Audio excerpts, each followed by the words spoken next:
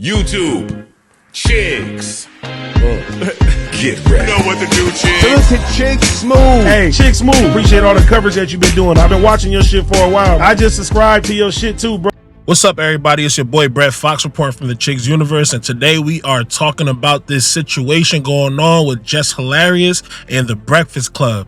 Now, the good man, brother Dr. Umar, has finally chimed in. As you all may know, Dr. Umar is one of the most reputable guests that continuously goes on the Breakfast Club. As he said, he's been going there for 11 years, and he's a big supporter of Jess Hilarious, as he's supported her in the past whenever it came to certain issues. He spoke on the whole LGBTQ plus movement a couple of years ago. As we know, Dr. Umar was a very big supporter of what she said. So a lot of people are wondering, man, how's Dr. Umar gonna feel about this whole situation that's going on? Well, this is exactly what he had to say. Dr. Umar said, as part of the Breakfast Club's extended family for 11 years, I must say that it did honestly feel like Loren was being positioned to replace Jess.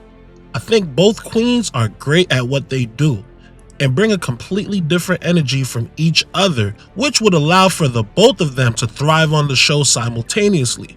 Charlamagne's uncomfortability with the topic was misdirected into humor and gaslighting behavior.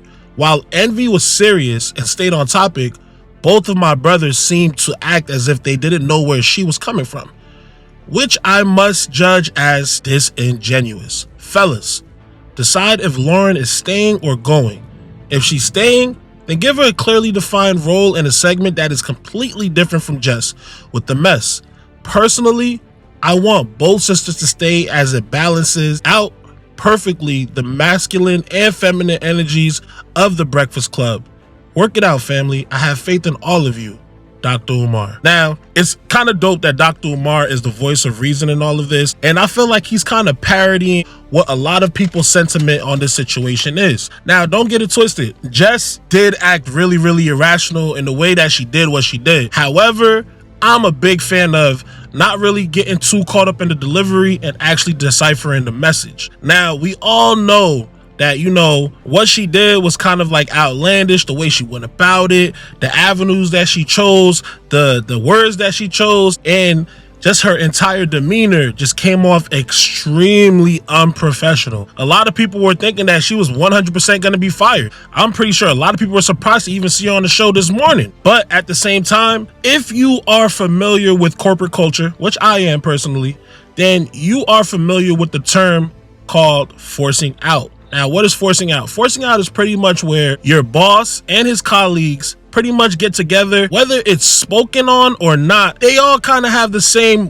brain wavelength saying, let's make this place uncomfortable for this individual in hopes that they eventually leave. Now, in corporate culture, this happens a lot whenever there is some type of situation where the employee has to leave their role for an extended period of time. Whenever an employee has to leave their role for an extended period of time, sometimes the job may feel as though they cannot trust that employee, or they may have to leave later on again. So they, in a sense, try to get that person to quit once they come back so that their replacement can fill in. Now, in this situation with Jess Hilarious, this kind of seems what exactly it is. Now, of course, I'm not going to go and jump off a ledge and say that this is what's going on. I'm just saying the optics are extremely disgusting. Why? Let's look at the facts. Jess Hilarious left for maternity leave at one point. When she returned, her replacement that she chose did not leave. In fact, she stayed there.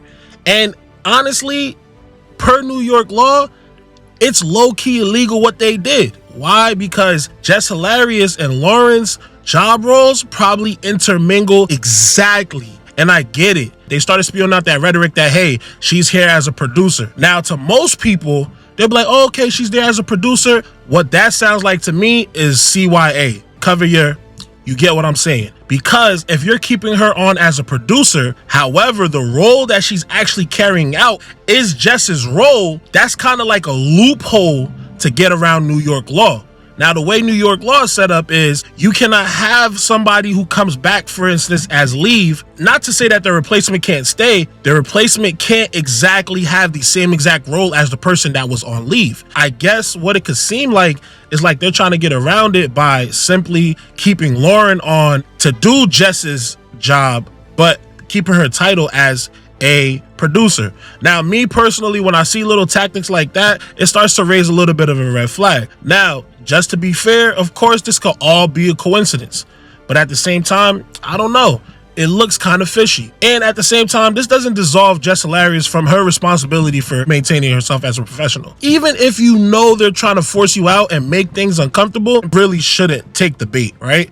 And she absolutely took the bait in this situation to the point where she blew up online and completely accosted her entire team. Now you've set yourself out on an island with the entire studio. Now, the little bit of trust that you probably had is absolutely out of the window because a lot of people are looking like, man, how do we know you're not even going to sue? And in most situations when it comes to lawsuit and corporate law, they might end up getting rid of her. Are they really gaslighting her?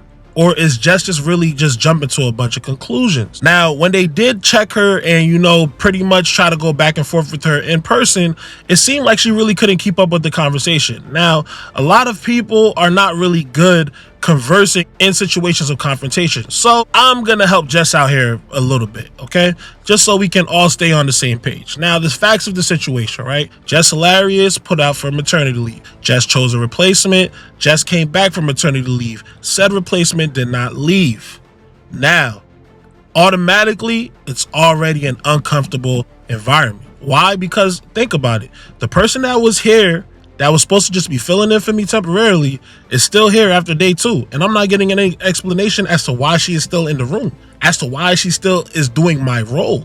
Now you have to kind of take into account of Jess Hilarious' position here, right? Because what the heck is going on and why am I not getting an explanation? Now, to me, if you're not given an explanation as to why this person is still here, it seems as though you're trying to actually inadvertently create doubt in Jess's mind and make her think that, hey, maybe her job is on the line. And that is already a hostile work environment. Then add the facts of the matter that Jess says she has text messages from Charlamagne telling her to tell Loren to shut up if she talks over her. That is completely unprofessional. I told her be quiet the next day. Charlamagne texts me and he says, yo, don't tell her be quiet. You tell her shut up. Play into that narrative of y'all beefing, y'all not liking each other. Why the fuck would we do that? But I'm like, you know what? All right, cool.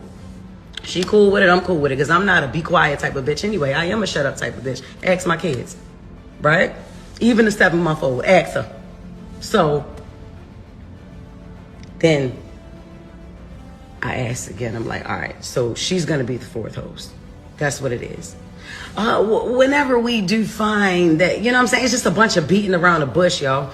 And Charlamagne, being the industry vet that he is and being on the radio for over 15 years, over 20 years, knows for a fact in the court of public opinion that is not going to bow out well for Jess Hilarious. So that could lead to somebody thinking like, man, you trying to set Jess up to make the environment even more hostile. So then she says she also has text messages from Charlamagne directing her to go at Loren and create a thing where it's her versus Loren. So now she actually has evidence of a senior official from the show actually influencing her to create a hostile work environment. Or some may even say pressuring her to create a hostile work environment, which is absolutely nuts. All of these things have to have context, right? And I'm going to give it the proper context, and I'm not just going to assume and look at it from a black and white statue, right? At the end of the day, these people are all co-hosts, and they also all have relationships on and off the camera. So I'm pretty sure there's a lot of context that goes in between this that we can't see. So I'm going to give everybody on the show the benefit of the doubt and say that, you know, they weren't trying to intentionally make things awkward for Jess, but things just ended up being awkward for Jess. At the end of the day, Dr. Umar brings up a really good point. Both Charlamagne and DJ Envy disingenuously acted as if they could not see where Jess Hilarious was coming from. And that, in my opinion, is a major red flag. But that's just my opinion. Do you guys think that the Breakfast Club is 100% gaslighting Jess Hilarious? Or is Jess just jumping to conclusion and being completely unprofessional? Let us know in the comments. Once again, it's your boy BREAD Fox reporting from the Chicks Universe. Make sure you like, comment, and subscribe. Till next time.